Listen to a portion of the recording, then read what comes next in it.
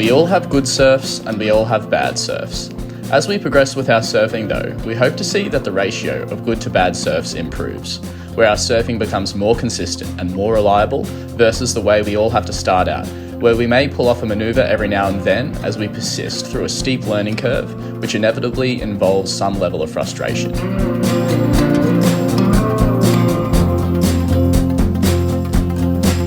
Today, I wanted to share with you the trigger for developing consistency in my surfing out in the water, and the important takeaways of how I did this and what you can do to become a more reliable surfer. I'm Considine, and this is the Sunday Glide.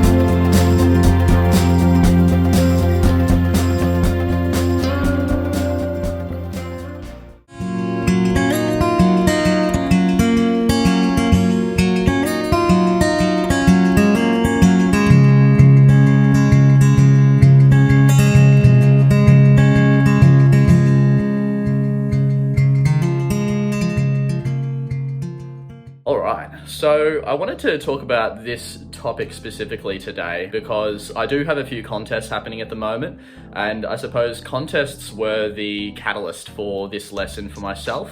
When I was developing my consistency and reliability in my surfing a lot. And so I wanted to share that with you in the context of that. I've just had a contest this weekend, which I was lucky enough to win the Open Men's and Open Logger divisions. Super stoked on that. And then in a couple of weeks' time, I've actually got the national titles coming up as well. So I think it'll be a really interesting discussion today, and I know that you'll get a little bit out of it in terms of progressing with the consistency and reliability of your surfing out in the water too. So the reason why contests are so important for this video specifically is that in preparing for contests and getting ready for them and wanting to do well in contests as well, it does enhance your ability to both be consistent in the water, so surfing very similarly each time you're surfing, and also the reliability of your surfing as well. So being able to complete certain maneuvers and be able to finish your waves with consistency as well. And I don't think this is necessarily touched on a whole lot. Quite often we can get pulled into thinking about different maneuvers that we're learning and how to become better at those maneuvers. But I think in this frame or this context, we're able to take a bit more of an overview of our surfing and consider our wave from start to finish. And if we're thinking about longboarding in particular, it's such a big part of it. We think about style and flow and glide. A lot of that does come into the context of how we surf the wave as a whole and finishing our waves. So I think that'll be really good for your surfing within the context of, I suppose, making yourself a more reliable surfer and helping with all of that as well. This is something that as competitive surfers, we may look into a little bit more naturally as a part of that progression through competitive surfing, but I think it's a really important thing also for non-competitive surfers to potentially utilize these methods to improve your reliability and consistency, which may not be something that you've thought about prior. So today, what I'm going to share with you is how in focusing on some of these methods for preparing for competitions, how that's been able to improve my reliability and consistency out in the water, and how even if you're not competing, why it might be good to try and implement some of these methods of learning into your own surfing to help out these aspects of your surfing as well. And I was able to get some footage of myself at the comp that I just competed in over the weekend. We'll put in a little edit here as well, and we can have a little bit of a look at how I'm going with all of this. Hopefully some okay examples of that in there. Okay, so a couple of things in terms of why this is important and why we need to think about, I suppose, the consistency in our surfing and how competitions can help this. And then we can extrapolate that, so even if you're not competing, how this is important for your own surfing and development as well.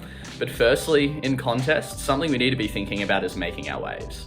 So if we don't finish waves, or if we don't go from start to finish without falling, then we're not going to really, I guess, be able to maximize the scoring potential on the wave.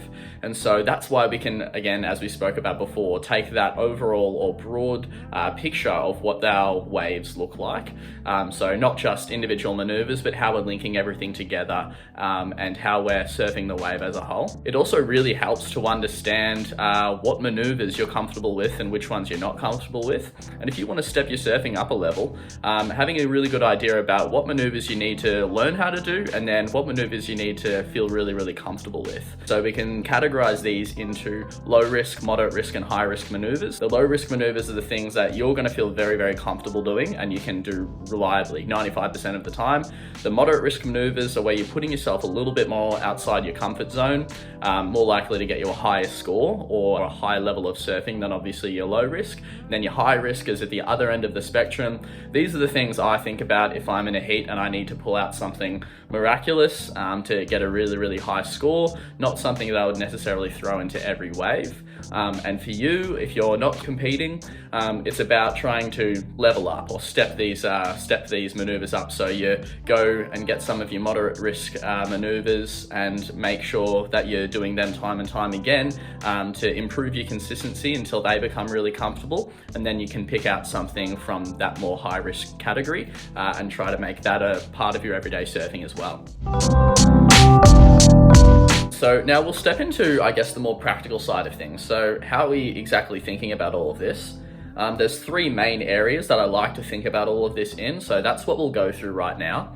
The first one being identifying the maneuvers that we need to be completing. If we're thinking about, as we spoke about, categorizing our maneuvers, we need to make sure that we know what our consistent surfing or where our surfing is already at. So we've got our low risk maneuvers here, and then our moderate risk maneuvers. So these are the things that we can pull off semi-consistently. We're pretty happy with them, but there's certainly some room for improvement. And then the high risk maneuvers, which are either things we haven't learnt yet, or we've only pulled off a couple of times, and we've really got to try and, I guess we would need to focus on those a lot to make them more consistent, more reliable. And once we do that, once we bring these maneuvers back to our, either our moderate level or even at some point our low risk maneuvers, that's when our surfing, we can notice that's going to be a big improvement. So for example, for myself, at one point in time, I would have put my hang 10 as my really high risk maneuver. And then years of surfing and trying, that's something I'm feeling very, very comfortable with now. And I've got other things that I can pull out of that bag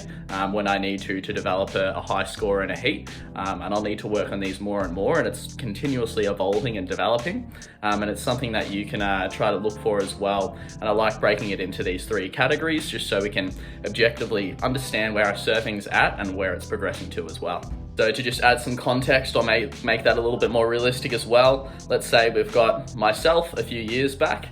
My really, really comfortable things that I probably had was maybe a cross step forwards and backwards. And then I could do some little turns. And I'd feel confident that I could make my waves, so finish my waves doing that. In a heat scenario, just to add some more context there, I might start out my heat with that sort of surfing and then progress and level up. So building that house, as some of you might have heard about before. In my moderate risk maneuvers, I would have had something like my hang 5s, maybe a drop knee turn, something like that. And then high risk is where I might have had my hang 10s, maybe my run backs or something like that. The second thing here is understanding what maneuvers would get you to a certain score in a heat. Now again, this doesn't have to apply to the heat scenario, it's just the context in which I learned it. But if you know what maneuvers are gonna get you a certain score, then you're able to mold your surfing around that. And I think from the non-competitive aspect, it can allow us to have a really good idea on progressing our surfing and not falling back to the comfortable low risk, low level of surfing that we're very comfortable with, but we can make sure that we are progressing and having those sessions where we're testing ourselves. Just picking a random number out of the hat here, you could say that you want to go out and make sure that every wave you catch is a 6. So obviously on the surfing point scale, you've got from 0 to 10, 10 being your excellent scores, 1 being a very low level score, and then that 5 and 6 range is, good and fairly good surfing. If you're going out for a surf, this will differ for a variety of reasons depending on the conditions, what break you're surfing, but we're looking at and we're essentially analyzing what would a 6 look like. So say we're at Malibu or something like that, we could say a 6 might look like some nice hang 5s, a couple of critical in the pocket hang 10s, and some nice linking surfing. So nothing too crazy, just making sure we're surfing nice and smooth and putting the board on rails, some nice carbs, and making the wave. So finishing the wave and not having any falls or near misses there. I think that would be pretty safe to land you at about a 6. And so for myself, I'd be looking to reproduce that surfing out there. Now, if I didn't feel as confident getting a 6, then I might put that score a little bit lower and say, okay, what can I do to maybe get a 4? And just identifying what on the waves that you've got for that day, exactly what maneuvers would help you get to that score. Now, what we can expect to see over time is that your baseline, or what you feel comfortable getting, the scores you feel comfortable getting, will increase over time. So maybe at the moment you feel really, really confident getting a 3, 5 or a 4. In a year's time, you might be able to reflect back on that and think, I can get 6s and 7s pretty reliably. And obviously we're wanting to get to the point where we can kind of reproduce 9s and well, you're not going to reproduce 10s very often, but those higher level scores much more consistently. And if you see the guys who are doing really well competitively, that's what they're able to reliably do. Pick off good waves, make sure they can surf them to the best of their ability, and have that surfing be nice and consistent, so it's not something that they're taking too much risk when they're doing either. Now, this actually leads on to the third point here, which is something that, again, applies to our competitive surfing as well as our just free surfing. But it's that the best waves are going to deliver the best opportunities and the best scores. So what we need to be thinking when we're going out there is, again, thinking about our point system. So what scores do we feel comfortable getting? Again, for this example, we'll use the 6. And then what we need to be doing is, before we go out in the water, we think about, okay, we've just done this. So what maneuvers we're going to be doing on the waves, and what do the waves look like that we want to catch?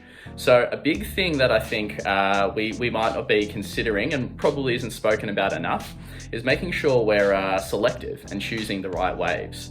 You might go out surfing and you see some good waves without thinking about it too much. You go out there and you're paddling into waves and you're not finding those ones that are opening up for you. It might be the fact that the waves you're selecting aren't delivering the opportunities that you wanted and you need. So it might be about having better wave selection, knowing what to look for out in the lineup, and then being more selective with the waves that you're catching. So it might be that you're surfing at a level that can deliver 6s, but you're catching waves that can only deliver 4s. And so we need to make sure that we're on the right waves. And whether you're in a competition or whether you are free surfing, you might have noticed that the best surfers always tend to be on the best waves. So that's another thing where you might notice that really experienced surfers may feel confident waiting a long time for their waves, whereas more inexperienced surfers are kind of catching anything they can get. And so this is a nice transition and a nice level up, if you will, that we can explore also. So in terms of the drill here, what we're going to do is identify what the waves look like that are going to provide us that score that we want to try and get. So that 6 out of 10. And so what this now does is it filters out any waves that won't allow us to get that score. This is really, really important, not only for improving wave selection and hopefully getting better waves out in the water and having more fun, but it also will improve your surfing, because you're going to get more opportunities to do the maneuvers that you want to learn to do if you're on the better waves. If you're wanting to try hang 5s, hang 10s, drop knee turns, laybacks, all these things, we need some good sections, and we need the waves to hold up and provide those sections as well. It needs to be a quality wave. And where we're not choosing the right waves, this is where we might become a bit unstuck, have those sessions where we felt like things aren't really opening up. We didn't get the opportunities to do the maneuvers that we want because you didn't get the opportunities. You weren't on the right waves maybe. So it's a good way to objectively assess the waves that you're catching and filter out anything that's not going to allow you to do the surfing that you want to do. And this is going to have a big impact on giving the opportunity to, for example, if you're learning to hang 10, to find those sections that are going to hang 10, and you're going to get more of those opportunities and therefore learn more quickly as well, rather than catching a bunch of waves that didn't provide that section that you needed, so you didn't get the same amount of practice in. And invariably with this, you're going to improve your consistency in your surfing, because again, we're taking a better control of what waves we're catching, what maneuvers we're doing, and understanding what are the more high risk maneuvers and where our surfing is at as a whole. And so the reliability in terms of making waves and surfing consistently from session to session to session will certainly improve. It's where we don't have a really good grasp on these 3 key areas that the surf we're going to have that day may be different from one day to another, because we haven't got a good idea of those factors. But once you can kind of take control of this, it will make a big impact in terms of making sure that each session is fairly consistent, and we can improve our surfing along that spectrum nicely, because again, we've just got a better understanding of all of it. So there's a fair few other heat strategy aspects that obviously I use for my own surfing, but these three key areas, especially in the early phases of developing my contest surfing, and I think my surfing as a whole, these are really, really important. And yeah, did a really good job in terms of improving my reliability and my consistency. I hope it can do the same for you. So what we'll do now is we'll get into the edit. So this is footage from the weekend where I had a competition. It's footage from the first heats, and then also 2 of the finals I was in as well. And I think it's just a good overview of where my surfing's at the moment, and we can, I suppose, look for those things that I was speaking about. So what waves was I on? What were the maneuvers I was doing? Were they high risk? Were they moderate risk? For me, again, I'm trying to get as critical as possible for my high risk stuff. Very comfortable with my hang fives and just my regular turns. So you can take that into consideration when watching it as well. So yeah, let's get into it. I know you told your friend you're not okay, and tell me what's wrong and why you never said you felt that way. And guess you're trying to stay strong and fake a smile until I look away. But I've known you too long, it hurts to watch your blue eyes fade to gray as you fade away, as you fade away. Yeah, I'm about to fade away, cause every time I wake up I feel like it's Monday. Something's going wrong with all the chemicals up in my brain. All of a sudden I don't look at anything the same way. Gotta build up of my thoughts sitting in an ashtray. I'm sorry that I'm so inconvenient, okay. Just let me be me and I'll stay out of your way. I can see the way you look at me, I'm such a disgrace. I never really asked to be brought into this place. You wanna love me? Well then baby, have a taste. All the highs and the lows, no, you'll never be the same. I don't really wanna hurt you, but I can't control the pain. If you're sticking by my side, maybe we could be okay. Okay, maybe you could be the change I need today. I promise that I've never felt this way. I really hope that you will choose to stay through all the pain. I know you told your friend you're not okay, and tell me what's wrong and why you never said you felt that way. And guess you're trying to stay strong and fake a smile until I look away.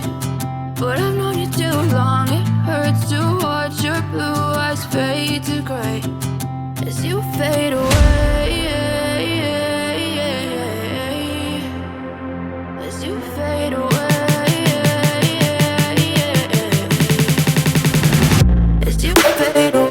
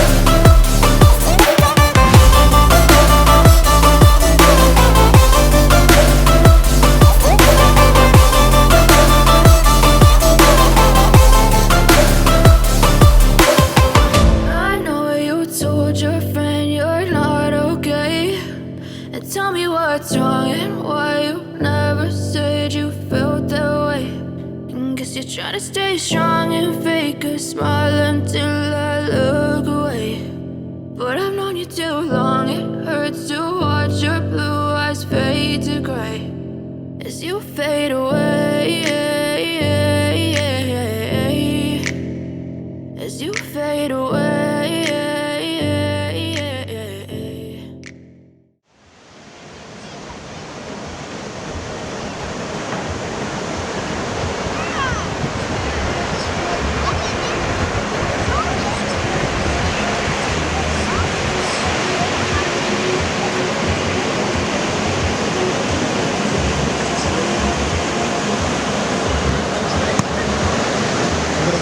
I'm going to count.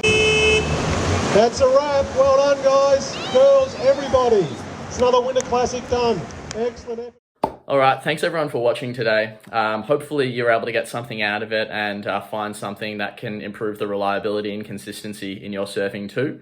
For anyone who is interested, through my business, Ben and Lee Considine Longboard Coaching, we do anywhere from beginner to advanced coaching, and we also do heat strategy and planning as well. So when we do take on surfers, we like to be as, I guess, comprehensive and really take on that role as a coach, just trying to be as supportive as possible and get your surfing to where you need it to be. If anyone's interested in that, if you're a competitive surfer or just looking to improve your surfing in general, we'd be more than happy to help you out there. So if you did want to, you can feel free to visit the website in the description below, or just send me a DM on Instagram or something like that, and we can have a bit of a chat. And then if you want to support the channel in any other way, there's some links in the description below as well. I think that's it for today. We'll wrap it up. Yeah, hope everyone's getting waves, and we'll catch you on the next one. You.